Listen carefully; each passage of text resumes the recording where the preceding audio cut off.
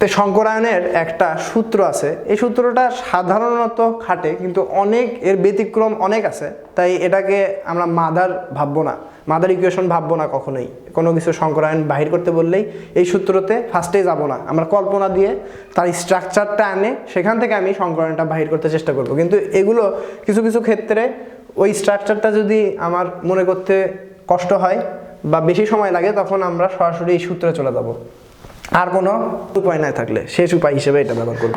তো এইখানে একটা সংখ্যা পাওয়া যাবে, এই সংখ্যাটা যদি কি হয় পূর্ণ হয় তাইলে কি এই সূত্রটা ঠিক। আবার কিছু কিছু ক্ষেত্রে কি হয় 4 না এসে 4.5 আসতে পারে, 4.56 আসতে পারে, এরকম আসতে পারে, সেই ক্ষেত্রে এটা ভুল। আবার অনেক ক্ষেত্রে এর হবে কিছু একটা আসে 2, সেগুলোও ভুল। কিন্তু কোনটা ভুল কোনটা ঠিক এজন্যই বলতেছি এই সূত্রটা অনেক ক্ষেত্রেই খাটে না, কিন্তু সাধারণত কিছু কিছু ক্ষেত্রে প্রায় অনেক জায়গায় খাটে, আবার প্রায় অনেক জায়গায় খাটে না। তাই এটা গ্রহণ করব নাকি ছেড়ে দেব সেটা বুঝি না আমরা, শেখানো লাগবে তাই কিছু। তো এইখানে এই সূত্রটা হলো half m plus V minus C plus A. M দিয়ে প্রকাশ করব কেন্দ্রীয় পরমাণুর যোজ্যতা স্তরের মোট ইলেকট্রন। এটা খুব ইম্পর্ট্যান্ট একটা কথা, এইটা যোজ্যতা ইলেকট্রন না, কিন্তু যোজ্যতা স্তরে কয়টা ইলেকট্রন আছে সেটা ধাতুগুলোর ক্ষেত্রে তার যোজ্যতা স্তরের মোট ইলেকট্রন সংখ্যায় তার যোজ্যতা। কিন্তু কিছুক্ষণ আগেই শিখালাম যে আমরা 19 যেটা শিখছি ওটা অনেক ভুল। নাইট্রোজেনের 5টা ইলেকট্রন আছে সর্বশেষ যোজ্যতা স্তরে, সর্বশেষ কক্ষপথে 5টা ইলেকট্রন আছে, কিন্তু তার যোজ্যতা কত 3। তাই আমি কি ভাববো না, এটাকে যোজ্যতা ইলেকট্রন ভাববো না, কি ভাবলাম যোজ্যতা স্তরে মোট ইলেকট্রন সংখ্যা। আচ্ছা, ভি হলো একযোজী পরমাণুর ইলেকট্রন সংখ্যা, একযোজী, এখানে কনসেন্ট্রেট করতে হবে। একযোজী কেন লিখলো, এটা যদি দ্বিযোজী হতো তাহলে জিনিসটা পাল্টে যেত। দ্বিযোজীর ক্ষেত্রে সিগমা বন্ধন কাজে আসে না, সেই ক্ষেত্রে ইলেকট্রন দেওয়া নেওয়ার হিসাব থাকে, সন্নিবেশ বন্ধন হয় কোনো কোনো ক্ষেত্রে, কোনো কোনো ক্ষেত্রে পাই বন্ধন হয়। যেখানে পাই বন্ধন সেখানে সিগমা বন্ধন আসবে না, আর সিগমা বন্ধন না থাকলে তো আমার সংকরায়ন অরবিটালই আসবে না, হাইব্রিডাইজেশনই আসবে না। আচ্ছা, তাহলে সেখানে মনে রাখতে হবে যে একযোজী পরমাণুর সংখ্যা কয়টা আছে। মাইনাস সি মানে ক্যাটায়নের চার্জ, এখানে মাইনাস আর এখানে প্লাস। এই ক্যাটায়নের চার্জটা কি, ক্যাটায়নের চার্জ সেটা মাইনাস হবে, আর অ্যানায়নের চার্জ সেটা প্লাস হিসেবে যুক্ত হবে। এখন কার্বনেটের 2 মাইনাস, এখানে অ্যানায়নের চার্জ কত, অ্যানায়নের চার্জ হলো 2, এখানে 2 মাইনাস তো বা -2, কিন্তু এইখানে কি সেই প্রতীক ছাড়াই লিখতে হবে, সেই চিহ্ন ছাড়াই তাকে লিখতে হবে যে 2। তার মানে আমি যখন অ্যানায়ন লিখবো তখন এখানে জাস্ট কি লিখবো 2 লিখবো, কখনই এটার যে মাইনাস আছে মাইনাস আর প্লাস মিলে মাইনাস এটা লেখা যাবে না, ঠিক আছে। এখন উদাহরণে আসি। আচ্ছা, তাহলে এখান থেকে যে সংখ্যাটা পাবো এটা তো একটা সবগুলোই সংখ্যা দিয়ে হাফ দিয়ে ভাগ দিয়ে একটা কি হবে, একটা সংখ্যা পাওয়া যাবে, হাফ দিয়ে গুণ করলে একটা সংখ্যা পাওয়া গেল। তাহলে এই সংখ্যাটাই হলো তার সংকর অরবিটালের সংখ্যা। 4টা হলে সেখানে কি হাইব্রিডাইজেশন হয়েছে, sp3 হয়েছে। 5 হলে sp3d হয়েছে, 7 হলে sp3d3 হয়েছে। এরকম করে বুঝতে হবে জিনিসগুলো। আচ্ছা, এইখানে আমি যদি পানিরটা চিন্তা করি, হাফ দিলাম, কেন্দ্রীয় পরমাণু কি অক্সিজেন, তাই না? অক্সিজেনের সর্বশেষ কক্ষপথে কয়টা ইলেকট্রন আছে, 6টা আছে, 6 লিখছি। কয়টা একযোজী পরমাণু আছে, হাইড্রোজেন একযোজী 2 লিখছি, কত হইল 4। তাহলে পানিতে কত হাইব্রিডাইজেশন হয়েছে, কি হাইব্রিডাইজেশন হয়েছে, sp3 হয়েছে। সালফেট আয়ন, এখন আয়নেরও কি হতে পারে, আয়ন এইরকম অরবিটাল গঠন করে বসে থাকতে পারে, পরবর্তীতে এর মধ্যে কি হয়েছে সমযোজী বন্ধন হয়েছে, এতটুকুর মধ্যে এ কি করবে জিঙ্কের সাথে, জিঙ্ক 2+ এর সাথে আয়নিক বন্ধন গঠন করবে। কিন্তু এই অবস্থাটুকু আসতে হলে তাকে ফার্স্টে কি করতে হচ্ছে, সমযোজী বন্ধন করতে হচ্ছে। তাহলে ক্যাটায়ন বা কোনো অ্যানায়ন যৌগমূলকেরও কি হয়, সেই অরবিটাল সৃষ্টি করে তারও কি হয়, একটা হাইব্রিডাইজেশন সৃষ্টি হয়, হাইব্রিডাইজেশন করতে হয় তাকে। এখানে কি আছে, সালফারেরও 6 সর্বশেষ কক্ষপথে, কিন্তু এখানে অক্সিজেন কি না, একযোজি না, তাইলে এখানে পুরোপুরি 0। ক্যাটায়ন প্লাস নাই, তাহলে 0, আর এটা চার্জের চিহ্ন ছাড়াই লিখতে হবে +2 লিখে এখানেও কি হয় 4, তাহলে সালফেটেও কি হয় sp3। নাইট্রোজেন ডাইঅক্সাইডের ক্ষেত্রে আমি এটার কি সংকরায়ন ওই সূত্র দিয়ে বাহির করতে পারবো না। এটার যদি আমি শুধুমাত্র এটাই ইউজ করি, যেটার আণবিক অরবিটাল বাহির করাও, আণবিক গঠনটা বাহির করা অনেক কঠিন। দেখো নাইট্রোজেনের 3টা হাত, অক্সিজেনের 2টা হাত, মিলাতে পারবা না। তখন কি করে, এই মেঘটা অক্সিজেনের সাথেই পুরাপুরি করে, আর নাইট্রোজেনের একটা ইলেকট্রন ওই অবস্থাতেই থাকে। লোন পেয়ার না, কি একটা ইলেকট্রন ওইভাবেই থেকে যায়, করার কিছু নাই তার। তাই এই নাইট্রোজেন ডাইঅক্সাইড এইভাবেই থাকতে হয়, একটা ইলেকট্রন নিয়েই থাকতে হয়। এগুলা ক্ষেত্রে এই ইলেকট্রনের কাহিনী থাকার জন্য এগুলা ক্ষেত্রে কি হয়, ওই সংকরায়নের ওই সূত্র দিয়ে এগুলোর সংকরায়ন সংখ্যা কয়টা, কি সংকরায়ন ঘটে এগুলোতে, এগুলো বাহির করা যায় না। VSEPR এটা একটা থিওরি আছে, যেটার নাম হচ্ছে valence shell electron pair repulsion theory, যে ইলেকট্রন পেয়ার অবস্থায় কাকে কাকে কিভাবে বিকর্ষণ করবে এগুলো নিয়ে কথা। তো এখানে বলা হয় যে LP BP, LP lone pair repulsion বিকর্ষণ সবচেয়ে বেশি হবে, তার থেকে কম হবে হলো LP-BP বন্ড পেয়ার রিপালশন, আর বন্ড পেয়ার সবচেয়ে কম এগুলোর থেকে। তো এইটাই হলো সেই থিওরিটা, বন্ড পেয়ার রিপালশন, সেগুলো এতক্ষণ আলোচনা করে আসছি। ওই অবস্থাতেই তারা কি করে, নির্দিষ্ট একটা জ্যামিতিক গঠন কি করে, স্ট্যান্ড করে। কিন্তু লোন পেয়ার যেগুলোতে থাকবে সেগুলোর ক্ষেত্রে কি হবে, যেমন পানির ক্ষেত্রে, অ্যামোনিয়ার ক্ষেত্রে, এগুলোর ক্ষেত্রে কি হবে, এগুলোর ক্ষেত্রে নাইট্রোজেন হলো কেন্দ্রীয় পরমাণু, নাইট্রোজেনের ইলেকট্রন বিন্যাস, অক্সিজেনের ইলেকট্রন বিন্যাস, নাইট্রোজেন কেন্দ্রীয় পরমাণু দেখেই এর ইলেকট্রন বিন্যাসটা করলাম, তাই না? তে নাইট্রোজেনের দেখো 2px 2py 2pz 3টা কি আছে, 3টাই তার আলাদা অবস্থায় আছে, কিন্তু 2s এসে ভেজাল করতেছে। 2s এর 2টা ইলেকট্রন পূর্ণ আছে, কিন্তু তার সমস্যা হচ্ছে যখন আমি ইলেকট্রন শেয়ার করে আমি বন্ড তৈরি করব, তখন 2s এও তো বলতেছে আমি শেষ কক্ষপথ, আমাকেও নিতে হবে। তখন কি বলে, এরা বলে আমরা একসাথে এসে কি করি, সংকরায়ন করি। তখন এরা সংকরায়ন করলো। এই সংকরায়ন করার ফলে তাদের তাহলে কি হলো, S একটা নিলাম, P 3টা নিলাম, sp3 হয়ে গেল। sp কি হয়েছে, 3 হয়েছে। আচ্ছা, sp3 হইলেও একটা কথা হচ্ছে, আমার যখন এগুলোর কি দিক বিন্যাস আছে নির্দিষ্ট অরবিটালের, কিন্তু সংকর অরবিটালের দিক নির্দেশক কোনো কিছু নাই। তো ওইটাতে কি পাশাপাশি অধিক্রমণের কোনো প্রশ্নই ওঠে না, সেখানে কি হবে, সামনাসামনি অধিক্রমণ হবে, আর সবচেয়ে বেশি অধিক্রমণ হবে। আর সবচেয়ে বেশি অধিক্রমণের জন্যই তো আসলে আমার সংকরায়নটা করা।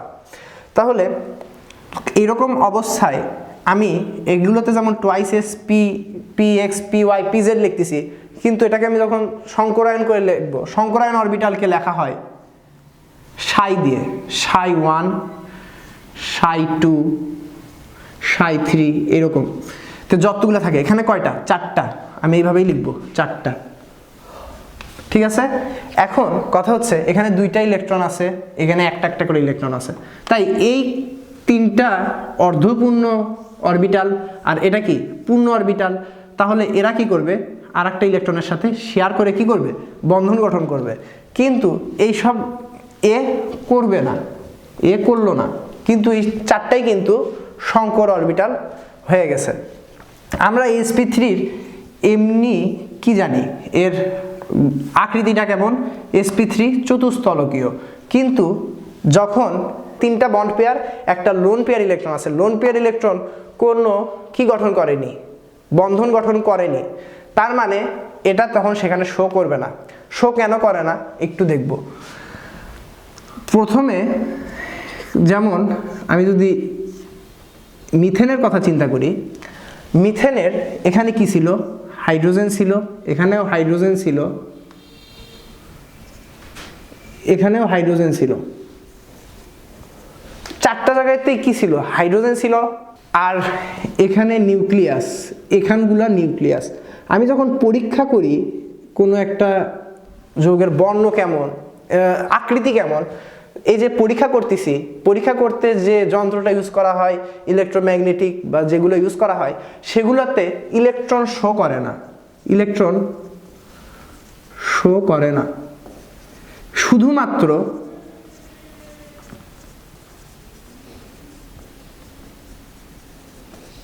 শুধুমাত্র নিউক্লিয়াসটা শো করবে।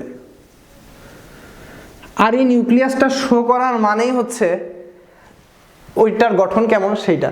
যেমন কৃষ্ণ গহ্বর থাকে কিন্তু আমরা বুঝতে পারি না যে ওখানে কৃষ্ণ গহ্বর, আমাদের পুরোপুরি আমরা জানি না ওখানে কি আছে।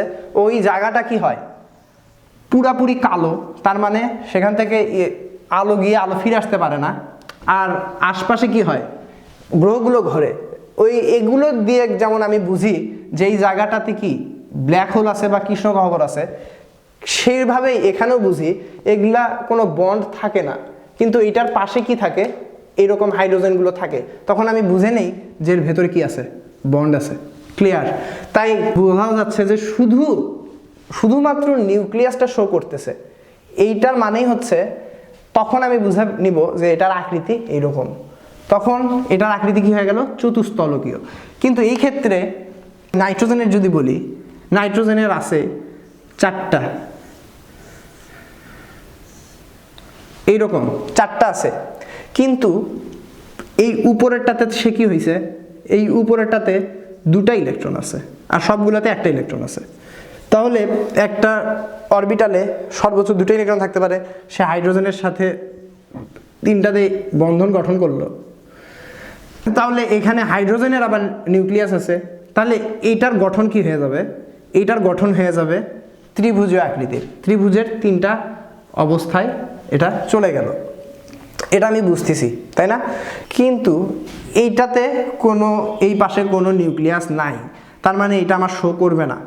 এটাতে দুইটা ইলেকট্রন আছে, এটা নাই, এটা তাহলে গঠন করলো না, তাহলে এটা কি হয়ে গেল, বিকৃত হয়ে গেল।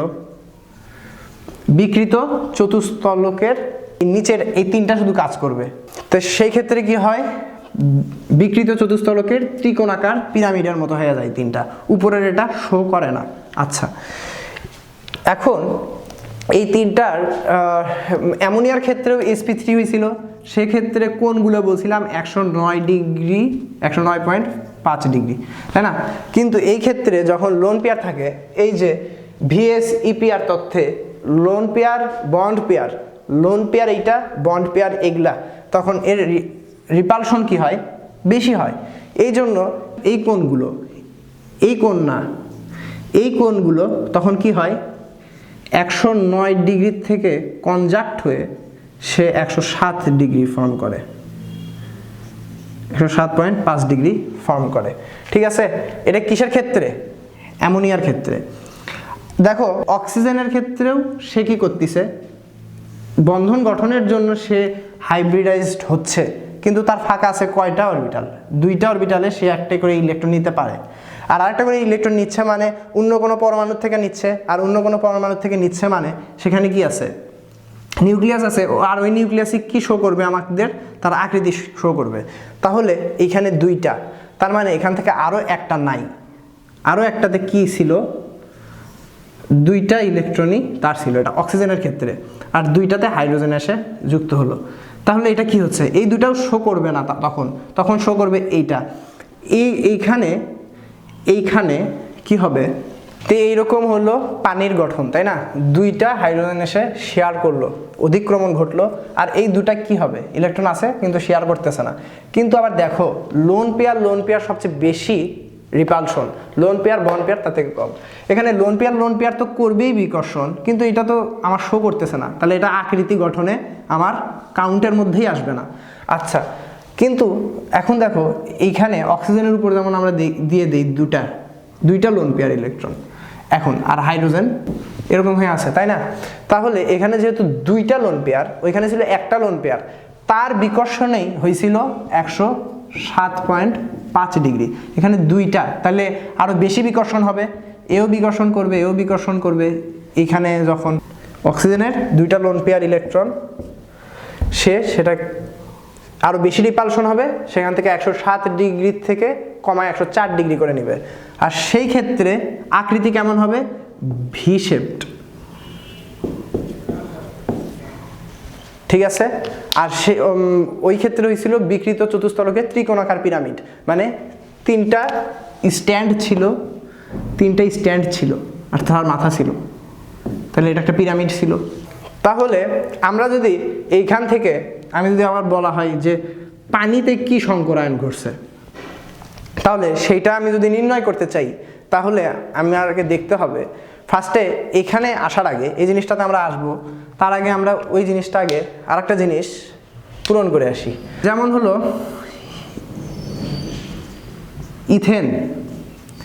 ইথেনে কি সংকরায়ন ঘটে?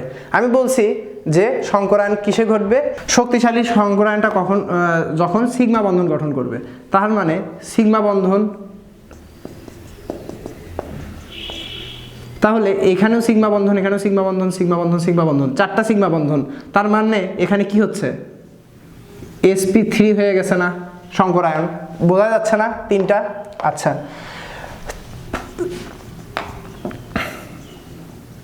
এখানে কি দুইটা হাইড্রোজেন, একটা সিগমা একটা পাই, তার মানে সিগমা বন্ধন, আর এখানে দুইটা সিগমা বন্ধন। সিগমা বন্ধন কয়টা? তিনটা সিগমা বন্ধন, তার মানে তিনটা সংকর অরবিটাল, মানে sp2। আচ্ছা, এইরকম করে যাব। আর CH ট্রিপল বন্ড CH, এই ক্ষেত্রে কি হবে? দুইটা পাই, এখানে একটা সিগমা, এখানে একটা সিগমা, তাহলে দুইটা সিগমা বন্ধন, sp সংকরায়ন হওয়ার জন্য এই ক্ষেত্রে কি হয়? আকারটা এটা হলো দুটার CH, এইভাবে এইখানকার সিগমা বন্ধনটা আমি এখানে শো করলাম, ঠিক আছে? অন্যান্যগুলোর ক্ষেত্রে দূরে দূরে থাকবে, যেগুলো এগুলোতে কি sp তে কি s 15%, p 15%, sp2 তে s 33.33%, p 66.6%। এগুলোর ক্ষেত্রে sp তে কি হচ্ছে? s আর p এর অনুপাত 1:1 করে, তাই এরা কি হয়? কাছাকাছি থাকে, আকার ছোট হয়, এই জন্য কি হয়?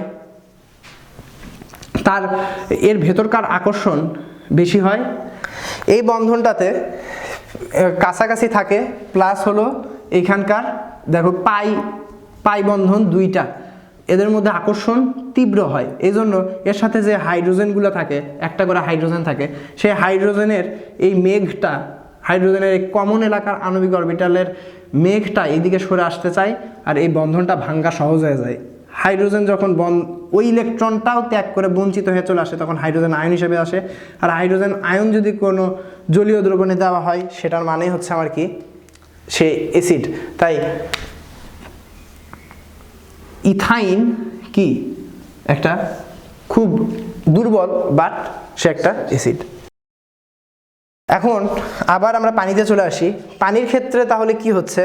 পানির ক্ষেত্রে এইরকম একটা শেপড, ভি শেপড, এর আমি বলতেছি, কিন্তু এখান থেকে আমি কেমনে বুঝবো যে অক্সিজেনে কি হাইব্রিডাইজেশন হয়েছে?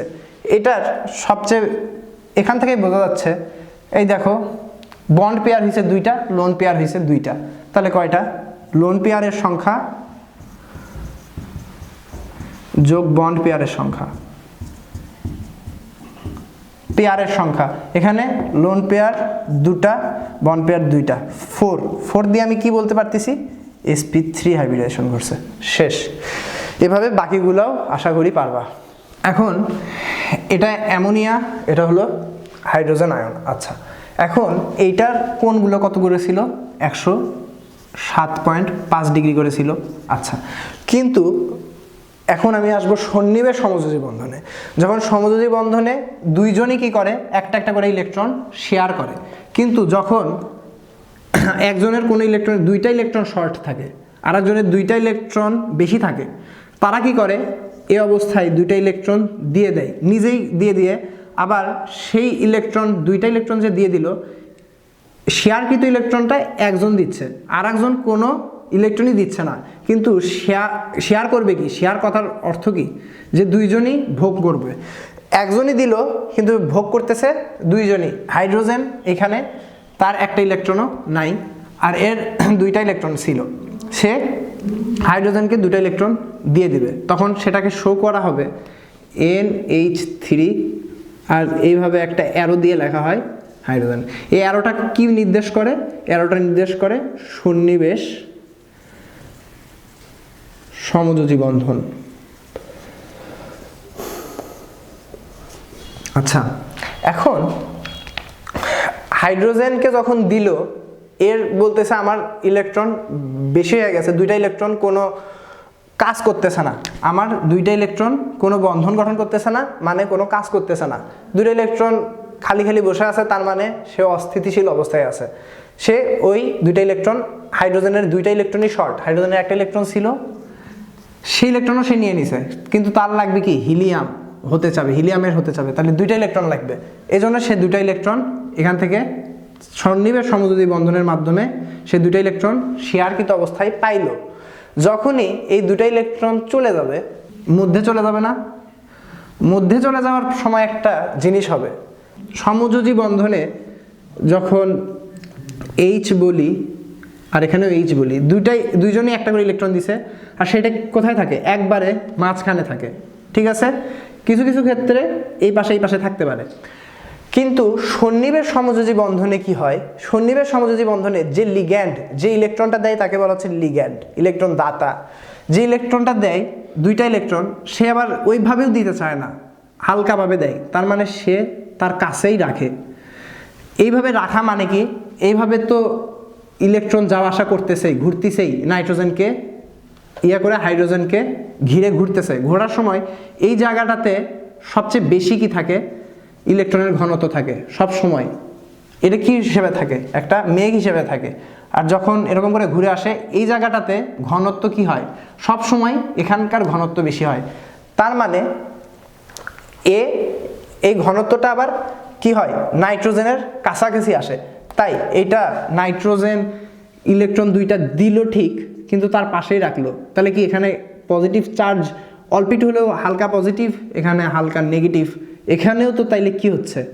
একটা পোলার সৃষ্টি হচ্ছে না? পোলের সৃষ্টি হচ্ছে। তো তাই বলা হচ্ছে যে সন্নিবেশ সমযোজী বন্ধনে পোল থাকে, এরকম হালকা পোল সৃষ্টি হয়, কিন্তু সমযোজী বন্ধনে কোনো পোল সৃষ্টি হয় না, কারণ দুটো ইলেকট্রনই শেয়ার হয়। কোনো জায়গায় ইলেকট্রনের ঘাটতি বা আধিক্য এটা দেখা যায় না, কিন্তু এই ক্ষেত্রে কি হয়? একটু এইদিকে থাকে, এই জন্য এখানে পোলারিটি সৃষ্টি হয়। এখন যেই এই ইলেকট্রনটা দিয়ে দিল, এতক্ষণ খুব বড়াই করতেছিল আমার অনেক ইলেকট্রন আছে, সে দিয়ে দিল যখন, তখন আবার কিছুক্ষণ পরেই তার মনে হলো তার ইলেকট্রন নাই, যেটা থাকার কথা, নাইট্রোজেনের থাকার কথা লাস্ট কক্ষপথে 5টা ইলেকট্রন, সেটা নাই আপাতত। সে 8টা ইলেকট্রন করতে চাচ্ছে, করার সময় আবার 2টা ইলেকট্রন একে যখন দিয়ে দিছে, তখন এর আবার সর্বশেষ কক্ষপথে 8টা ইলেকট্রন নাই। সে বড়াই করে দিল ঠিক, কিন্তু এখানে তখন তার হয়ে গেল আবার পজিটিভ চার্জ, কারণ তার আছে প্রোটন বেশি, ইলেকট্রন সে ছেড়ে দিয়েছে। ছেড়ে দিয়ে এর যখন পজিটিভ চার্জ আর হাইড্রোজেন আয়নকে যখন দিয়ে দিছে, হাইড্রোজেন আয়ন 2টা ইলেকট্রন পেয়ে খুব খুশি হয়ে হিলিয়ামের ইলেকট্রন বিন্যাস সে অর্জন করে ফেলে দিছে। কিন্তু তখন এই পজিটিভ চার্জটা কোথায় চলে আসলো? নাইট্রোজেনের মাথায় চলে আসলো। এই জিনিসটা বুঝতে হবে। এর একটা ধাতুর মধ্যে ধাতুগুলো একটা আরেকটার সাথে কিভাবে কি দিয়ে যুক্ত থাকে, সেটাই হলো ধাতব বন্ধন। ধাতব বন্ধনে কি হয়? সোডিয়াম তার ক্যাটায়ন হতে চায়, ওই একটাই বেশি ইলেকট্রন সে ছেড়ে দেয়। সে যখন ছেড়ে দেয়, সে তখন ক্যাটায়ন হয়ে গেল, সোডিয়াম ক্যাটায়ন হয়ে গেল।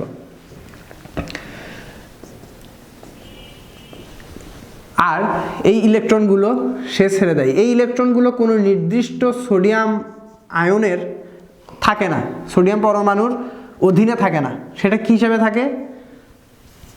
ঘুরতে থাকে।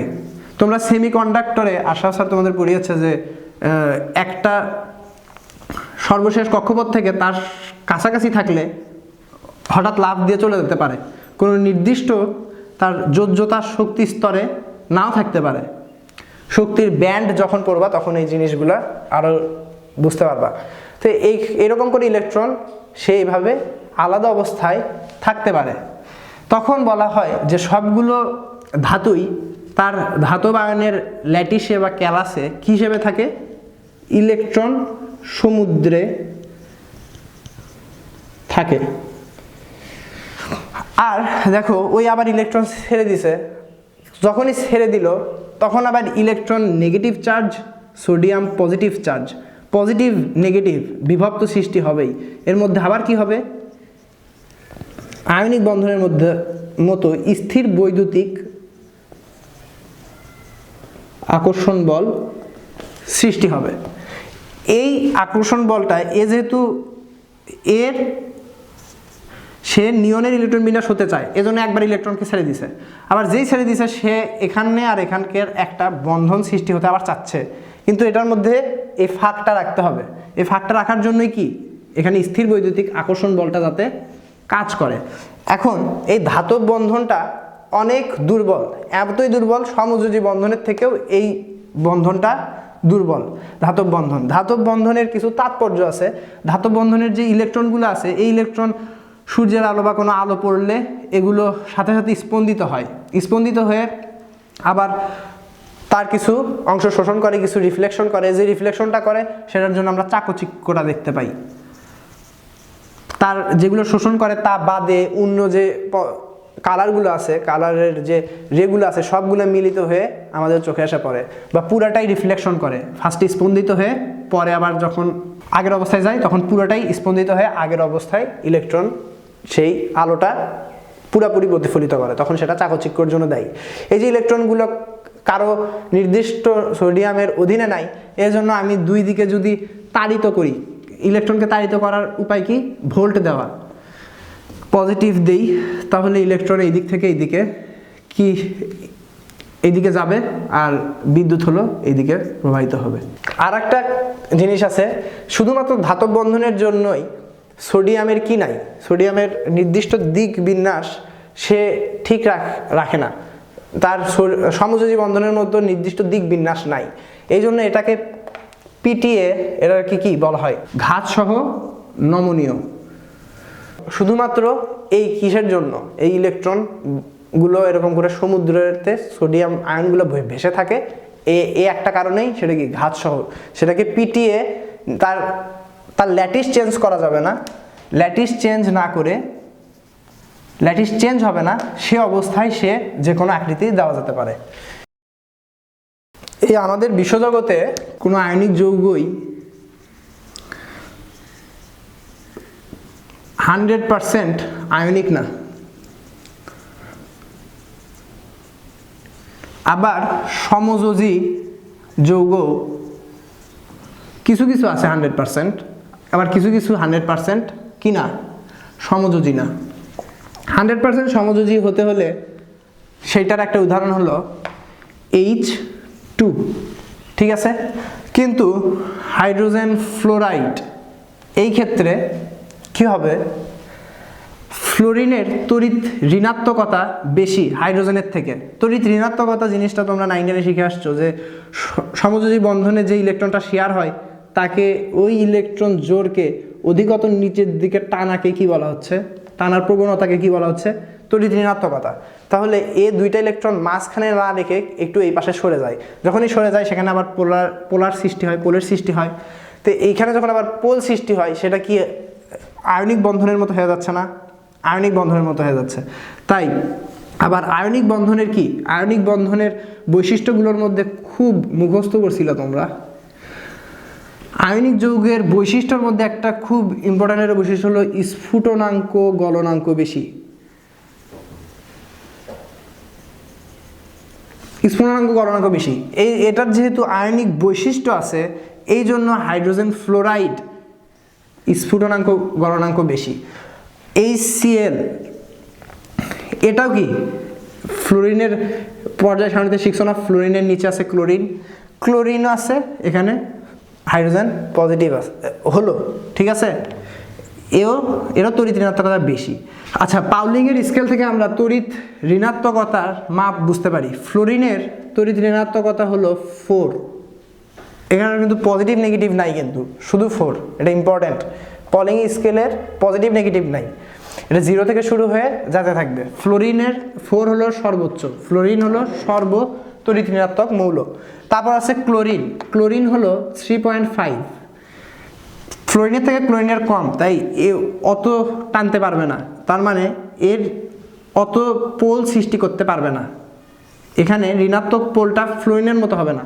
তাহলে আয়নিক বৈশিষ্ট্য হাইড্রোজেন ফ্লোরাইড থেকে হাইড্রোজেন ক্লোরাইড, এই দুইটার মধ্যে কার বেশি হবে আয়নিক বৈশিষ্ট্য এটার। তাই দেখা যায় 19 ডিগ্রি সেলসিয়াস তাপমাত্রায় হাইড্রোজেন ফ্লোরাইড তরল অবস্থায় পাওয়া যায়, কিন্তু এগুলো কি সবগুলা গ্যাস, HCl, HBr, HI, এগুলা হ্যালোজেনের মধ্যে শুধু এইটাই 19 ডিগ্রি সেলসিয়াস তাপমাত্রায় কি পাওয়া যায়, তরল পাওয়া যায়। তার মানে এর গলনাঙ্ক স্ফুটনাঙ্ক বেশি, এই অনুসিদ্ধান্তে আমরা আসতে পারি।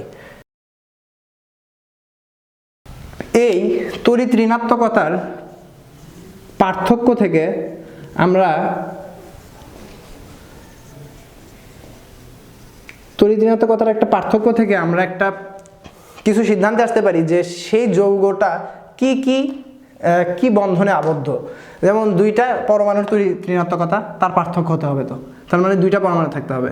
যখন 1.7 থেকে বড় হবে পার্থক্যটা, তখন সে হবে আয়নিক বৈশিষ্ট্য তার তীব্র থাকবে, আয়নিক বৈশিষ্ট্য তীব্র থাকবে। তারপর আচ্ছা 1.7 বা 1.9, হ্যাঁ, এটার কোনো আসলে কোনো রেঞ্জ নাই, এমনিও কোনো রেঞ্জ নাই। এটা 1.9 পার হলেই যে একবার আয়নিক হয়ে যাবে এরকম কোনো কথা নাই, আর 1.9 আর 1.8 খুব বিশাল পার্থক্য হয়ে যাবে এমন কিছু না, এটা একটা জাস্ট রেঞ্জ দিয়ে দিছে। 1.5 থেকে 1.7 মধ্যে তড়িৎ ঋণাত্মকতা পার্থক্য হলে সেটা হবে সমযোজী, কিন্তু হবে পোলার সমযোজী, মানে পোল থাকবে। যেমন পানিতে কি আছে, পানির সমযোজী বন্ধনে আবদ্ধ, কিন্তু এটার কি আছে, পোল সৃষ্টি হয়। আচ্ছা, আর 0.5 এর থেকে কম হলে 0 to 0.5, এটা হইলে কি হবে সমযোজী, অপোলার সমযোজী, অপোলার সমযোজী। আর পোলারের বৈশিষ্ট্যটাই কি, অপোলার হবে, কিন্তু আর তখনই সেটাকে বলা হয় বিশুদ্ধ সমযোজী। তাই অপোলার সমযোজীর আরেক নাম বিশুদ্ধ সমযোজী। হাইড্রোজেনের হলো 2.1, এটা হলো 4, তাহলে কি হচ্ছে হাইড্রোজেন ফ্লোরাইড যে পার্থক্যটা হচ্ছে সেটা দিয়ে আমার বোঝা যাচ্ছে 1.9। দেখো এটাতে এটা আবার কি বলা যাচ্ছে, পোলার সমযোজী।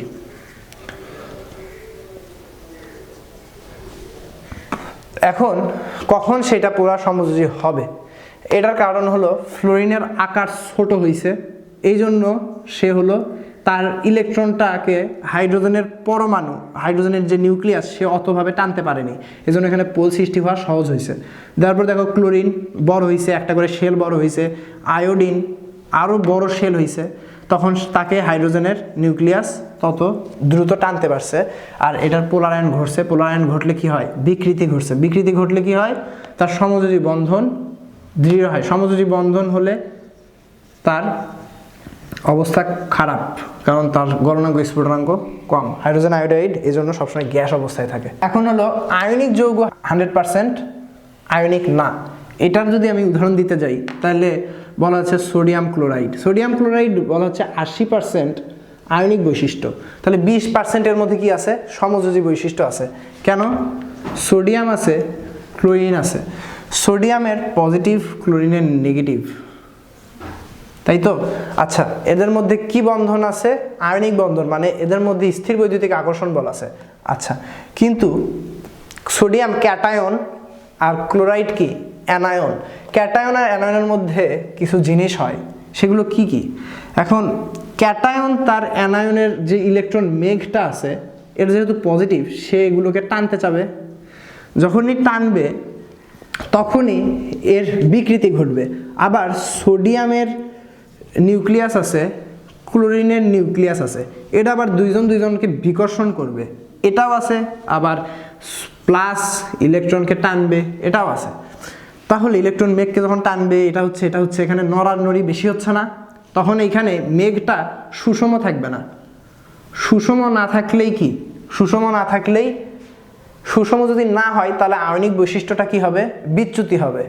বিচ্যুত হয়ে সমযোজী বৈশিষ্ট্য মতো কেয়ার করবে। এই ইলেকট্রনগুলো যখন এই বন্ধনের মাঝখানে চলে আসবে তখন এটার ভিত্তি হয়ে যাবে কি? এটার ভিত্তি হয়ে যাবে সমযোজী বন্ধনের যে ভিত্তিটা ছিল, দুইজনকে আকর্ষণ করতেছে এই ইলেকট্রন মেঘকে। আর এটার ভিত্তি হলো আয়নিকের ভিত্তি হলো স্থির বৈদ্যুতিক আকর্ষণ বল। স্থির বৈদ্যুতিক আকর্ষণ বল কখন বিচ্যুত হয়? যখন এই ইলেকট্রন মেঘটা সুষম থাকে না ক্লোরিনের পাশ দিয়ে। আচ্ছা, এইদিকে যত পজিটিভ হবে, এইদিকে যত নেগেটিভ হবে, তাহলেই তো আয়নিক বৈশিষ্ট্য সর্বোচ্চ হবে।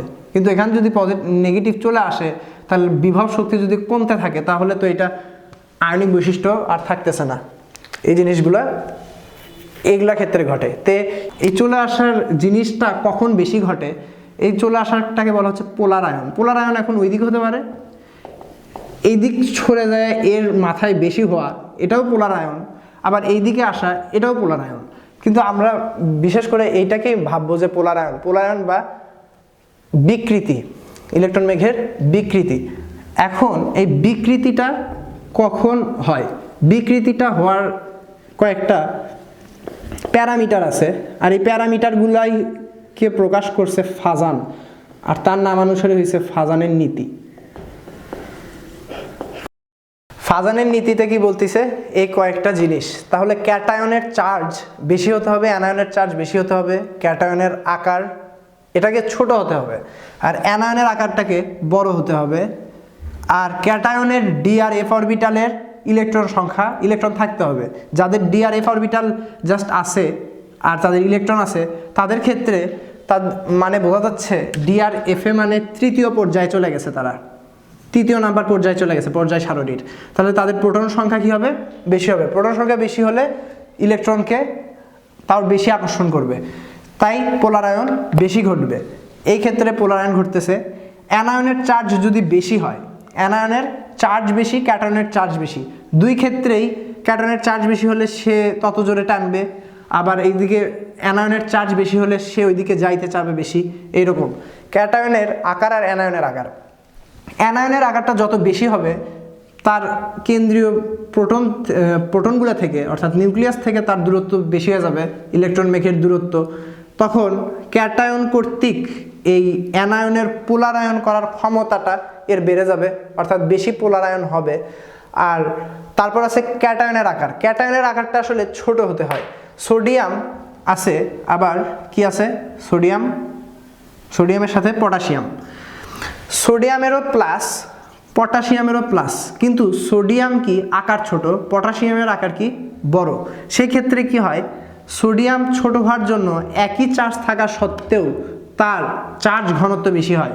চার্জ ঘনত্ব বেশি হওয়ার জন্যই তখন চার্জ ঘনত্ব যার যত বেশি, সে তত বেশি তার পোলারায়ন ক্ষমতা। একটা তোমরা স্থির তড়িতে শিখছো, ছোট জায়গায় আর একটা হলো বড় জায়গা। একটা এইরকম আকৃতির একটা জিনিস হলে ছোট জায়গাতে কয়েকটা ইলেকট্রন যাবে আর বাকি ইলেকট্রনগুলো ছড়াই ছিটাই থাকবে। তাহলে এই দিককার বিভব আর এই দিককার বিভব পুরোপুরি সমান হবে, মানে শক্তিটা সমান হবে। এখানে কম ইলেকট্রন থাকা সত্ত্বেও, এগুলো স্থির তড়িতে শিখবা। তো সেই জায়গাটাই হলো এইখানে সোডিয়াম আকার ছোট আর চার্জ এখানেও এটা আছে, পটাশিয়ামেও একটা চার্জ আছে পজিটিভ, কিন্তু সেম চার্জ থাকা সত্ত্বেও এখানে চার্জ ঘনত্ব বেশি। চার্জ ঘনত্ব বেশি হওয়ার কারণে এর ক্ষমতাটা বেড়ে যায় পোলারায়ন করার জন্য। তাই সোডিয়াম ক্লোরাইডের যে গলনাঙ্ক স্ফুটনাঙ্ক পটাশিয়াম ক্লোরাইডের তার থেকে বেশি, সোডিয়াম ক্লোরাইডে কম। কারণ হলো সোডিয়াম ক্লোরাইডে বেশি পোলারায়ন হচ্ছে, এই জন্য এর মধ্যে সমযোজী বৈশিষ্ট্য বেশি। আর পটাশিয়াম ক্লোরাইডে সোডিয়াম ক্লোরাইডের তুলনায় পোলারায়ন বেশি হচ্ছে না। এটা হলো ক্যাটায়নের আকার। ক্যাটায়নের আকার আর চার্জ এই দুটা মিলে বলা যায় চার্জ ঘনত্ব। সব কিছুর উপরে কি, সব কিছুর উপরে আসলে এই কথাটাই যে চার্জ ঘনত্ব কার বেশি এইটা। আর এটার ব্যাখ্যা আমি দিয়ে দিছি, অ্যানায়নের আকার ক্যাটায়নের আকার। এখানে সোডিয়াম ক্লোরাইড দেখতেছি, ম্যাগনেসিয়াম ক্লোরাইড দেখতেছি। সোডিয়াম ক্লোরাইডে প্লাস, ম্যাগনেসিয়াম ক্লোরাইডে 2+। এই জন্য ম্যাগনেসিয়াম ক্লোরাইডে কি হবে, বেশি পোলার আয়ন হবে, ম্যাগনেসিয়াম ক্লোরাইড সমযোজী বৈশিষ্ট্য থাকবে, এর গলনাঙ্ক স্ফুটনাঙ্ক সোডিয়াম ক্লোরাইডের থেকে কম হবে। এরকম এমসিকিউ দিলে থাকবে যে গলনাঙ্ক স্ফুটনাঙ্কের ইয়ে করো, ছোট থেকে বড়দের সাজাও, বা বেশি থেকে কম ঊর্ধ্বক্রমে সাজাও, নিম্নক্রমে সাজাও, তখন এরকম লিখতে হবে পটাশিয়াম ক্লোরাইডের বেশি, তারপর সোডিয়াম ক্লোরাইড, তারপর ম্যাগনেসিয়াম ক্লোরাইড। এখন সোডিয়াম ক্লোরাইড, সোডিয়াম আয়োডাইড, ক্লোরাইডের আকার ছোট, আয়োডাইডের আকার বড়, এই জন্য এখানে বেশি পোলার আয়ন হবে। আবার এখানে কি সোডিয়াম কপারে ডি অরবিটাল আছে, এই জন্য এখানে বেশি পোলার আয়ন ঘটবে, এর সমযোজী বৈশিষ্ট্য বেশি হবে, স্ফুটনাঙ্ক গলনাঙ্ক সোডিয়াম ক্লোরাইডের থেকে কম হবে। ফাজানের নীতিতে আমরা যেগুলো শিখলাম যে স্ফুটনাঙ্ক গলনাঙ্ক, এরকম আর একটা কি আছে, দ্রবণীয়তা। দ্রবণীয়তাটা কি, আয়নিক যৌগের দ্রবণীয়তা বেশি, আয়নিক যৌগ পোলার দ্রবণে দ্রবীভূত, আর হলো কি অপোলার দ্রাবক, অপোলার দ্রাবকে কে সমযোজী যৌগগুলা দ্রবণীয়। তে ওগুলার থেকে ওইরকম সোডিয়াম ক্লোরাইড আর পটাশিয়াম ক্লোরাইডের মধ্যে পটাশিয়ামের আকার বড়, সোডিয়ামের ছোট, এই জন্য এর মধ্যে সমযোজী বৈশিষ্ট্য আছে, এই জন্য এর দ্রবণীয়তা এর থেকে কম। এগুলা পারার কথা, যেগুলো যেগুলো বৈশিষ্ট্য আছে সব ক্ষেত্রেই কি হবে, এগুলো কাজে লাগবে। এখন কিছু কথা হচ্ছে, দ্রবণীয়তা যখন হয়, যেমন সোডিয়াম ক্লোরাইড যখন পানির মধ্যে দ্রবীভূত করা হয় তখন কি হয়ে যায়, আয়ন হয়ে যায়। সোডিয়াম আয়ন, এর পাশে কি হয়, অক্সিজেন এসে এগে সেগে ধরে, অক্সিজেন ডেল্টা নেগেটিভ, আর পজিটিভগুলো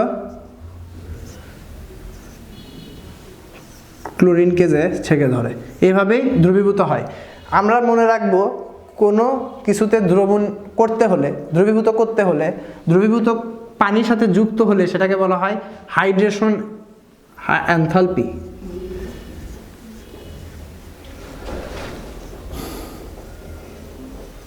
হাইড্রেশন এনথালপি।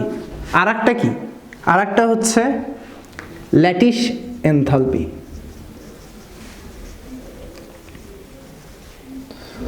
এনথালপি অধ্যায়ে গেলে বুঝবা যে তাপ শক্তি অধ্যায়, তে ল্যাটিস এনথালপি হলো এই যে সোডিয়াম আর ক্লোরাইড যখন থাকে এটা ল্যাটিস শক্তি দিয়ে থাকে, এই শক্তির থেকে হাইড্রেশন এনথালপি যদি বেশি হয় সোডিয়াম ক্লোরাইড যোগ পানি দিলে, তখনই কেবলমাত্র হাইড্রেশন এনথালপি যেখানে বেশি সেই ক্ষেত্রেই খালি কি হবে, দ্রবীভূত হবে। আর সেই ক্ষেত্রে যখন আয়নিক বৈশিষ্ট্যটা থাকে, আয়নিক বৈশিষ্ট্য থাকলে সেই কেবলমাত্র পোলার দ্রাবক, পানি কি পোলার দ্রাবক, এই জন্য তাতে দ্রবীভূত হয়। এই তিনটা যৌগের মধ্যে silver fluoride, silver bromide, silver chloride, এটার মধ্যে এটার পোলার আয়ন সবচেয়ে কম হয়, এটার বেশি হয়, এটার বেশি হয়। এই জন্য এটা কি সমযোজী বৈশিষ্ট্য আছে, সমযোজী বৈশিষ্ট্য আছে, সবচেয়ে বেশি আয়নিক বৈশিষ্ট্য এটার ভেতর। এই আয়নিক বৈশিষ্ট্য থাকার জন্য এ হলো পানিতে দ্রবীভূত হয়ে যায়, এই দুটা দ্রবণীয় না। আচ্ছা, silver bromide, silver iodide, silver chloride, এই তিনটার মধ্যে ক্লোরিনের কোনো বর্ণ নাই। সিলভার আয়োডিন, ব্রোমিনের হালকা হলুদ, এটা হলো গাঢ় হলুদ। কেন হচ্ছে দেখো, এটাতে সবচেয়ে বেশি পোলার আয়ন ঘটে, এটাতে কম পোলার আয়ন ঘটে। যখন পোলার আয়ন ঘটে তখন জিনিসটা হয় এজি, এখানে হলো ব্রোমিন। যখন আলো যায় সে বর্ণ কখন দিবে, যখন কিছু শোষিত হবে। শোষিত হলে কি হবে, বাকি যে কালারগুলো আছে সেই কালারগুলোর সম্পূরক যেগুলা, সেগুলো মিলে একত্রিত হয়ে সেই রেগুলা একসাথে আসবে, আর সেটাই হবে সেই যৌগের বর্ণ। তাইলে এইখানে কি হচ্ছে, সে কিছু শোষণ করতেছে, সে কিছু শোষণ করতেছে। যার পোলার আয়ন বেশি হচ্ছে দেখা যাচ্ছে তারাই বেশি শোষণ করতেছে, শোষণ করে তার এই পোলার আয়ন করতে আরও তার সুবিধা হয় বলেই সে শোষণ করে। আর পোলার আয়নের মধ্যে যে ইলেকট্রনগুলো আছে যেগুলো করতে এখানে আছে, সেগুলোও কি করে, এই ইলেকট্রনগুলো এই তরঙ্গ দৈর্ঘ্যগুলো সে শোষণ করতে পারে। এই জন্য এগুলো যত বেশি পোলারায়ন যার মধ্যে হওয়ার প্রবণতা, সেই কি করে, বর্ণ শো করে। এই জন্য silver chloride, silver iodide, silver fluoride এই দুইটাতে অতটা কি পোলারায়ন হয় না, এটা তো পুরো আয়নিক যৌগের মতোই রিয়াক্ট করে, কিন্তু এগুলোর ক্ষেত্রে হালকা হলুদ, আর এখানে যদি আয়োডাইড থাকে সেটা গাঢ় হলুদ। আর একটা জিনিস আছে কার্বনেটের বিয়োজন। কার্বনেট আয়নটা কেমনে থাকে, এটা হলো সোডিয়াম কার্বনেটের আকৃতি। তাহলে এইখানে কি হচ্ছে, এইখানে এই ক্যাটায়নের পোলারায়ন করার ক্ষমতা যার যত বেশি হবে, তার ভেঙে সে তত তাড়াতাড়ি সোডিয়াম অক্সাইড আর কার্বন ডাইঅক্সাইড হতে পারবে সহজেই। এই কার্বন ডাইঅক্সাইড এটা তো কার্বনেটের বিয়োজন। কার্বনেটের বিয়োজন হয় কি হয়, তার ধাতুর অক্সাইড আর কার্বন ডাইঅক্সাইড। এইটা কখন হয়, যার পোলারায়ন ক্ষমতা যার বেশি থাকবে। এখানে সোডিয়ামের বদলে যদি আমার পটাশিয়াম থাকতো, তাহলে সোডিয়ামের বিয়োজন করার ক্ষমতা বেশি হতো। তাই সোডিয়াম কার্বনেটের বিয়োজন কার থেকে বেশি, পটাশিয়াম কার্বনেটের থেকে বেশি। এইটা পোলারায়ন থেকে আমরা আসতে পারি তার অক্সাইডের ধর্মে। অক্সাইডের ধর্ম কি, অক্সাইডের ধর্ম তোমরা শিখছো যে সোডিয়াম অক্সাইড এরকম চলতে চলতে অ্যালুমিনিয়াম অক্সাইডে গিয়ে হয়ে যায়, এগুলা হলো ক্ষার ধর্ম। এগুলা হয়ে যায় তোমার, এটা কি হয়ে যায় উভধর্মী। তারপর সিলিকন, এগুলাতে আবার যে কি হয়, অম্লত্ব প্রকাশ করে। তাহলে সেখান থেকে আমি আসতে পারতেছি এই কথাটাতে যে অক্সাইড কখন তোমার ক্ষার হবে, কখন অম্ল ধর্ম প্রকাশ করবে, এটাই হলো অক্সাইডের প্রকৃতি। তাহলে আমরা ছোটকালে শিখছিলাম যে এটার সাথে আমি রিয়াকশন করতাম পানির রিয়াকশন করছি, হয়েছে এইটা। এই জিনিসটা যেটা হয়েছে সেইটা কি অ্যালকালি মানে হলো ক্ষারকত্ব প্রকাশ করে, ক্ষারকতা প্রদর্শন করে, ক্ষারের মতো আচরণ করতেছে। তার মানে কি, এইটাই ক্ষার বলে দিছিলাম, ক্ষার ধর্মী। আচ্ছা, তার মানে এইটা ক্ষার ধর্মী। তে এইটা কেন হয় ক্ষার ধর্মী? সোডিয়ামের গঠন এইটা, পানির গঠন এইটা। যখন এর মধ্যে সোডিয়াম অক্সাইড এগুলোর মধ্যে এই অক্সিজেনের সাথে যে সোডিয়ামের বন্ধনটা, এটার মধ্যে যে সমযোজী বন্ধনটা আছে, এই সমযোজী বন্ধনটা যদি পোলারায়ন যদি বেশি ঘটে, এই বন্ধন তো অন্যটাও হতে পারে। ধরো সোডিয়াম না নিয়ে আমি কোন একটা এমনি একটা নিচ্ছি M2O এর অক্সাইড, কিন্তু এখানে যে M আর অক্সিজেনের যে একটা সমযোজী বন্ধন, এই বন্ধনে যদি পোলারায়ন বেশি ঘটা মানে সমযোজী বৈশিষ্ট্য মানে সে পানির সাথে ওইভাবে রিয়াকশন করতে পারবে না, অত স্বতঃস্ফূর্তভাবে রিয়াকশন করতে পারবে না। তখন সেটা কি হয়ে যাবে, তখন যে জিনিসটা বাহির হবে সেটা তখন ক্ষারকতা প্রকাশ করবে না, সেটার অম্লত্ব গুণ বেশি থাকবে। আর ক্ষারকত্ব গুণ কখন বেশি থাকবে, যখন M আর O এর মধ্যে পোলারিটি কম হবে, পোলারায়নটা কম হবে, পোলারিটি কি হবে, বেশি হবে, তখন সে পানির সাথে রিয়াকশন করে এই যৌগটা গঠন করছে, আর সেটা হলো ক্ষারকতা প্রকাশ করতেছে। আচ্ছা, আয়ন ডাইপোল আকর্ষণ। এখানে হলো সোডিয়াম আয়ন একটা আছে, আর কোনো একটা ডাইপোল আছে, যেটা হলো দ্রবীভূত হওয়ার সময় এরকম হয়, এই বন্ধনটা গঠন করে। এটা হলো আয়ন ডাইপোল আকর্ষণ। এই আয়ন ডাইপোল আকর্ষণটা মাত্রা যে কেমন আকর্ষণ করবে সেটা নির্ভর করে এই সূত্রের উপর। এই সূত্রটা কি, মিউ জেড আর স্কোয়ার। মিউটা হলো ডাইপোল মোমেন্ট, জেড হলো সেই আয়নের চার্জ, এই আয়নের চার্জ, আর আর হলো তার মধ্যে দূরত্ব। এখন কথা হচ্ছে যে মিউটা কি, ডাইপোল মোমেন্ট মানে ভ্রামক মানে কি, চার্জ গুণফল তাদের মধ্যের দূরত্ব, এটাই হলো কি মিউ। আচ্ছা, এটা মিউ গেল, এটা হলো ডাইপোল মোমেন্ট। আর এই ডাইপোল মোমেন্টের একক হলো ডি বাই ডিবাই, আর এই ডাইপোল মোমেন্ট পানির ক্ষেত্রে সম্ভবত 1.4, আর এই ডাইপোল মোমেন্ট 1.4 ডিবাই হওয়ার জন্যই পানির শেপটা আসলে ভি হয়ে যায়। ওই বিকর্ষণ করে, ওইটাই হলো কি ডাইপোল মোমেন্টের ওখানে কাহিনী শেষ। এখন এটা হলো আয়ন ডাইপোল আকর্ষণ, সোডিয়াম থাকতে পারে, এরকম থাকতে পারে। তারপর ডাইপোল আকর্ষণ, এরকম ডাইপোল আবিষ্ট ডাইপোল হতে পারে, এটাই ডাইপোল আবিষ্ট ডাইপোল হতে পারে। আবার কিছু কিছু ক্ষেত্রে থাকে কোনো কিছুই হচ্ছে না, যে একটা নিউক্লিয়াস আছে সে হঠাৎ করে এদিকে পজিটিভ আনছে জাস্ট একটা আকর্ষণ সৃষ্টি হওয়ার জন্য, আর এই পজিটিভ হওয়ার জন্যই এ আবিষ্ট হলো, এর এখানে নেগেটিভ হয়ে গেল, তখন এর মধ্যে একটা আকর্ষণ সৃষ্টি হচ্ছে, এটা তখন আবিষ্ট ডাইপোল আকর্ষণ সেটা বলা হচ্ছে, সেটাকে অস্থায়ী ডাইপোল আকর্ষণও বলা হয়। আর একটা আছে আয়ন আবিষ্ট ডাইপোল। এটার উদাহরণ কি হতে পারে, ওই সোডিয়াম প্লাস হিসেবে আছে কিন্তু আবিষ্ট ডাইপোল তখন অক্সিজেন তো কোনো কিছু নাই, তার কোনো ডাইপোল নাই, কিন্তু এখানে যেহেতু সোডিয়াম হয়ে গেছে সে এখানে কি করবে, তখন এখানে একটা চার্জ, অল্প চার্জ এই পাশে সে নেগেটিভ তৈরি করে নেবে, যাতে এর সাথে একটা দুর্বল বন্ধন সৃষ্টি করে। এগুলো কি কোনো কিছুই স্থায়ী বন্ধন না, তাই এগুলোকে বলা হয় নন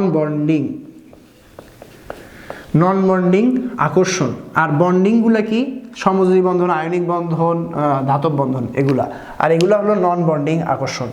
আচ্ছা, এখন কোনো ডাইপোলই সৃষ্টি হচ্ছে না, আবিষ্ট হচ্ছে না, কিছুই হচ্ছে না। আবিষ্ট হতে হলে কোনো একটাকে চার্জ লাগবে, কিন্তু ওই চার্জও কেউ নাই, দুইটাই সেম টু সেম, ফ্লোরাইড দুটা আছে, তখন তাদের মধ্যে কি কোনো আকর্ষণ বল কাজ করে? হ্যাঁ, তখনও করে, তখন একটা আকর্ষণ বল কাজ করে যেটাকে আমরা বলি লন্ডন বল বা বিস্তরণ বল। এই লন্ডন বলটা কখন কাজ করে? লন্ডন বলটা বেশি হয় যখন তার আয়নের আকারগুলো বড় হতে থাকে, মানে যৌগের আকার যত বড় হবে, নিচে আসতে থাকলে কি হবে, তার আকারগুলো বড় হতে থাকতেছে, তার আণবিক ভর বাড়তে থাকতেছে, তার আকার বড় হতে থাকতেছে, যত নিচে আসবে তার সেই ক্ষেত্রে লন্ডন বলটা বাড়তে থাকবে। আর এই লন্ডন বলটা ওই স্ফুটনাঙ্ক গলনাঙ্ক বাড়াতে সাহায্য করে। পানির স্থায়ী ডাইপোল মোমেন্ট আছে, কিন্তু কিছু কিছু মৌলের, এই যে ক্লোরাইড যেগুলোর হলো স্থায়ী ডাইপোল মোমেন্ট নাই, তারা অস্থায়ী ডাইপোল মোমেন্ট তৈরি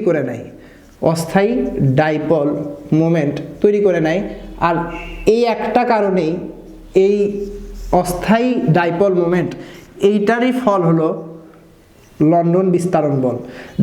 যেগুলার মধ্যে ডাইপোল আকর্ষণ, ডাইপোল আবিষ্ট আকর্ষণ, আয়ন ডাইপোল আকর্ষণ, এগুলা কোনোটা সম্ভব না হলে সেই ক্ষেত্রে একটা বল সম্ভব, সেটা হলো লন্ডন বল সব জায়গাতেই সম্ভব। কোনো কিছুর মধ্যে লন্ডন বলটা কেমনে হয়? কোনো কিছুই সম্ভব না এদের মধ্যে, একটা প্রোটনগুলোকে ঘিরে আছে ইলেকট্রন মেঘ, কিন্তু সে কি করলো, জাস্ট ওই আকর্ষণটা সৃষ্টি হওয়ার জন্য ক্ষণস্থায়ী ডাইপোল সৃষ্টি করলো, ফট করে এই ইলেকট্রনগুলোর মেঘ এদিকে সরে গেল, বেশি ইলেকট্রন এদিকে, তাই এ যখন তার পাশের ওই আর একটা ফ্লোরিনকে যখন দেখলো বা পূর্ণ পরমাণুকে দেখলো, তার মতোই কোনো কিছু তৈরি করতে পারতেছে না, তখন এইদিকে মাইনাস হওয়ার জন্য এইদিকে কি হবে, পজিটিভ চার্জ যাতে সৃষ্টি হয় সেটা চিন্তা করবে, এই ইলেকট্রনগুলা ওটাকে বিকর্ষণ করে এইদিকে ইলেকট্রনের আধিক্য দেখা যাবে বেশি, তাই না? আর এইদিকে কম ইলেকট্রন, এখানে কম ইলেকট্রন, এখানে বেশি ইলেকট্রন, এর মধ্যে একটা আকর্ষণ, এটা হলো খুব কম, 2 থেকে 10 কিলো জুল, এগুলো হলো লন্ডন বিস্তারণ বলের শক্তির মাত্রা। আর আয়নিক বন্ধন এগুলাতে 240, সমযোজিতে 120 এরকম কিলো জুল শক্তির মাত্রা থাকে, কিন্তু এগুলাতে খুব কম থাকে। আচ্ছা, হাইড্রোজেন বন্ধনের মধ্যে তাকে একটা হাইড্রোজেন থাকতে হচ্ছে, এটা ফার্স্ট কথা। তারপর নিঃসঙ্গ ইলেকট্রন যুগল, এই জিনিসটা মনে রাখবো, নিঃসঙ্গ ইলেকট্রন যুগল যেমন অক্সিজেনের আছে, নাইট্রোজেনের আছে না, এগুলো। আচ্ছা, তারপরে ফ্লোরিনেরও আছে। আচ্ছা, যুক্ত অধিক তড়িৎ ঋণাত্মক, 2 নাম্বার কথা, এটা 1 নাম্বার কথা। আর ছোট আকারের ছোট আকারের পরমাণু কেন হতে হবে? এটা সৃষ্ট যৌগের মধ্যে ডাইপোল ডাইপোল।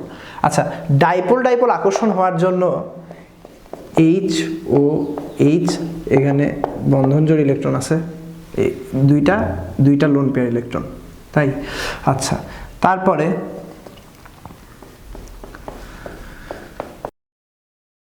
এইরকম, তাহলে এই অক্সিজেন এগুলোর ক্ষেত্রেই এই ডট ডট দিয়ে লিখছি, এটা হলো হাইড্রোজেন বন্ধন। হাইড্রোজেন বন্ধনটা কখন গঠিত হচ্ছে? যখন অক্সিজেন এগুলোর আকার ছোট হচ্ছে। এই কথাটার তাৎপর্য কি? আর অধিক তড়িৎ ঋণাত্মক তাৎপর্য কি? অধিক তড়িৎ ঋণাত্মক এটা বোঝাচ্ছে তার চার্জ বেশি, ক্যাটায়ন বা অ্যানায়ন, এটা নাকি অ্যানায়ন নিঃসঙ্গ ইলেকট্রন যুগল কার থাকবে? অ্যানায়নের চার্জটা বেশি হতে হবে, তার জন্য এর তড়িৎ ঋণাত্মকতা বেশি। এই একটা পূরণ করলো একটা কথা। 2 নম্বর কথা হলো ছোট আকারের কেন হতে হবে? এটা যদি বড় আকারের হয় তাহলে ওই তো পোলার আয়ন বেশি হবে, এইদিকে পোলার আয়ন বেশি, বিকৃতি ঘটলে সমযোজী বৈশিষ্ট্য হয়ে যাবে, তখন আর এইখানে কি হবে না, চার্জ থাকবে না। আর চার্জ থাকার জন্যই কি আসলে হচ্ছে স্থির বৈদ্যুতিক আকর্ষণ বল। তাই হাইড্রোজেন বন্ধনটাও কি একটা স্থির বৈদ্যুতিক আকর্ষণ বল। এখানে তড়িৎ ঋণাত্মকতা অক্সিজেনের বেশি হওয়ার জন্য সেই ইলেকট্রনকে টেনে নিছে, এই জন্য এখানে ডেল্টা নেগেটিভ, এখানে ডেল্টা পজিটিভ, এগুলোতে সৃষ্টি হয়েছে। এই ডেল্টা পজিটিভ সৃষ্টি হওয়ার জন্য এখানে পজিটিভ চার্জ, এখানে নেগেটিভ চার্জ, এখানেও কি ওই বিভবটা, তার মানে কি স্থির বৈদ্যুতিক আকর্ষণ বল।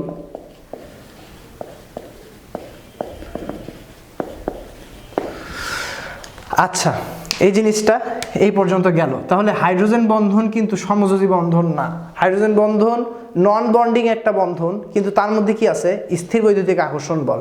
শুধুমাত্র হাইড্রোজেন বন্ধনের ক্ষেত্রেই এটা সম্ভব। গেল। এখন আবার একটা কথা, নিঃসঙ্গ ইলেকট্রন যুগল কেন থাকতে হবে? নিঃসঙ্গ ইলেকট্রন যুগল থাকলে সেইখানে হাইড্রোজেন বন্ধন গঠন করার প্রবণতা বেড়ে যায়, কারণ এই ইলেকট্রনটা যখন এখানে চলে আসে তখন এখানে চার্জ সংখ্যা বেড়ে যায়, চার্জ বেশি হয়, চার্জ যত বেশি হবে এখানে স্থির বৈদ্যুতিক আকর্ষণ বল তত বেশি হবে। এটাই হলো এইটার কথা, যে নিঃসঙ্গ ইলেকট্রন যুগল। এটা অতটা ইম্পর্টেন্ট না হলেও অধিক তড়িৎ ঋণাত্মকতা আর ছোট আকারের মানে হইল সেই চার্জ ঘনত্ব।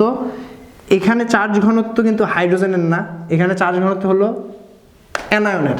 ক্যাটায়নের চার্জ ঘনত্ব যদি বেশি হয় তাহলে সেখানে পোলার আয়ন বেশি হবে, কিন্তু অক্সিজেনের চার্জ ঘনত্ব বেশি হলে সমস্যা নাই, কারণ এখানে পোলার আয়নটা করে কে, এটা মনে রাখতে হবে। পোলার আয়ন বা এই পোলের যে বিকৃতি, এটা কে করে? ক্যাটায়ন করে। এই জন্য বলা হয় ক্যাটায়নের পোলার আয়ন ক্ষমতা, ক্যাটায়ন করে থাকে, ক্যাটায়ন করে।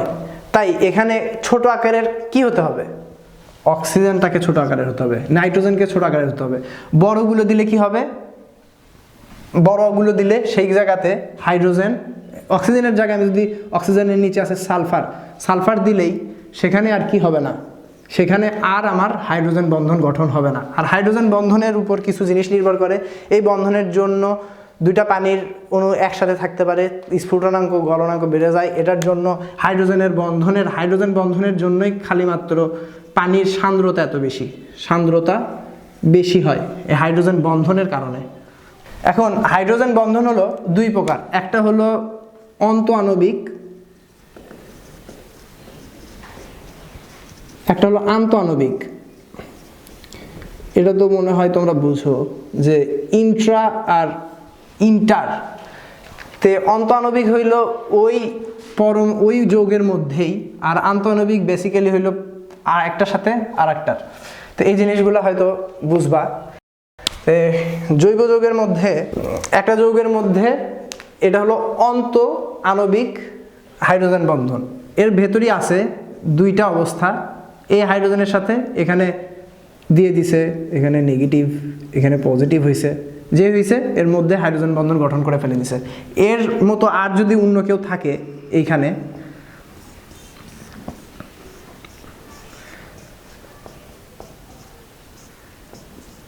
এর মতো যদি অন্য কেউ থাকলো, তাইলে সে কি করতে পারবে না, আর সে তাদের মাঝখানে এর সাথে এর সাথে এর কোনো সম্পর্ক হচ্ছে না।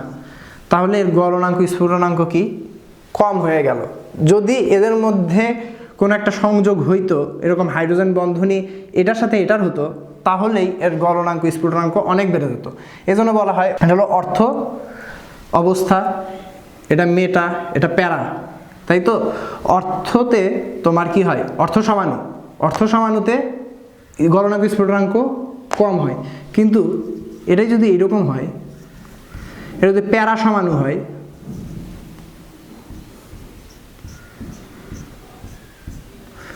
এটা হলো অর্থ সমানু, এটা হলো প্যারা সমানু, এটারই এটা সম্ভব।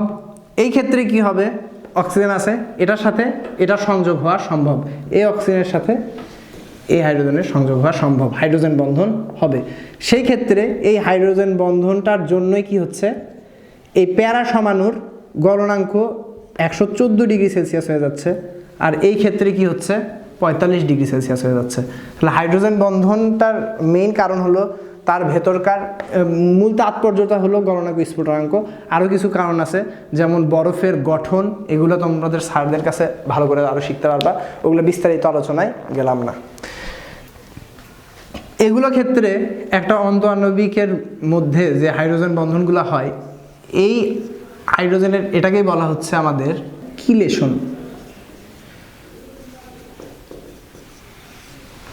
এতটুকুই, এটা বাংলা লেখা হয় কিলেশন, কিছু কিছু বই লেখা আছে চিলেশন, ওটা বেকুব তাই ওটা লেখছে। আমরা লুইস অ্যাসিড আর লুইস ক্ষার সম্পর্কে জানছি, যে যে দুটা ইলেকট্রন দিয়ে দিবে সে হলো ক্ষার, এ হলো লুইস ক্ষার, আর এটা হলো লুইস অ্যাসিড গ্রহণ করবে।